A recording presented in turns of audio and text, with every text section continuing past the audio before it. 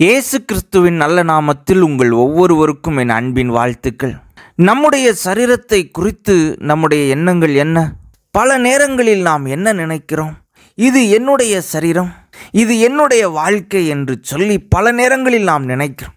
நம்முடைய சரீரத்தை குறித்து வேதம் என்ன சொல்லுகிறது என்பதை குறித்து சுருக்கமாக இந்த காணொளியில் நாம் தியானிக்க இருக்கிறோம்.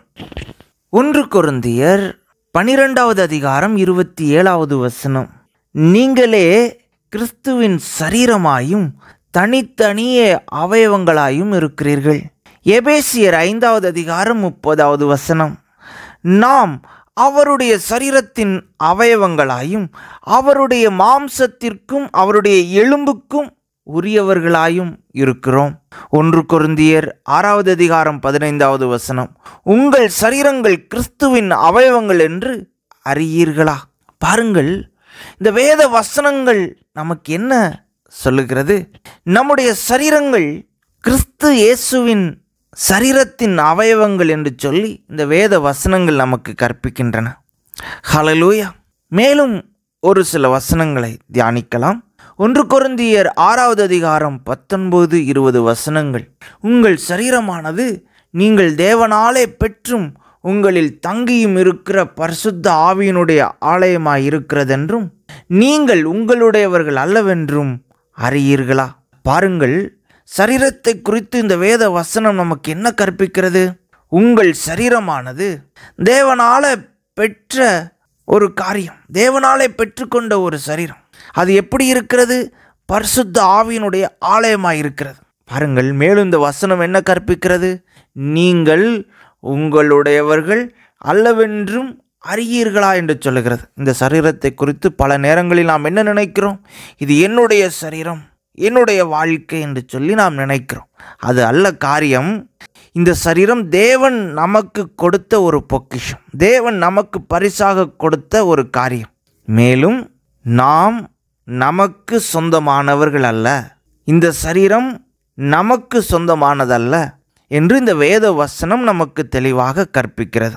கிரயத்துக்கு கொல்லப்பட்டீர்களே, ஆகையால் தேவனுக்கு உடையவைகளாகிய உங்கள் சரீரத்தினாலும் உங்கள் ஆவியினாலும் தேவனை மகிமைப்படுத்துங்கள். இந்த வேத வசனம் என்ன கற்பிக்கிறது? இந்த சரீரம் தேவனுடையது. இந்த சரீரத்தை குறித்து நாம் என்ன செய்ய வேண்டும்? இந்த சரீரத்தினாலும் நம்முடைய ஆவியினாலும் நாம் தேவனை மகிமைப்படுத்த வேண்டும். இதுதான் இந்த சரீரத்தினுடைய முக்கியமான குறிக்கோள். ஹல்லேலூயா. கடைசியாக 2 வசனங்கள். எபேசியர் 1வது அதிகாரம் 23. எல்லாவற்றையும் எல்லாவற்றாலும் நிரப்புகிறவருடைய நிறைவாகிய சரீரமான சபைக்கு அவரை எல்லாவற்றிற்கும் மேலான தலையாக தந்தருளினார். கொலோசியர் 1வது அதிகாரம் 18வது வசனம். அவரே சபையாகிய சரீரத்துக்கு தலையானவர். நாம் எல்லாரும் இயேசு கிறிஸ்துனுடைய சரீரமாய் இருக்கிறோம். அந்த சரீரத்திற்கு தலையானவர் இயேசு கிறிஸ்து. ஹல்லேலூயா. இந்த காரியங்களை எல்லாம் நாம் இந்த வசனங்களிலிருந்து தியானிக்கிறோம்.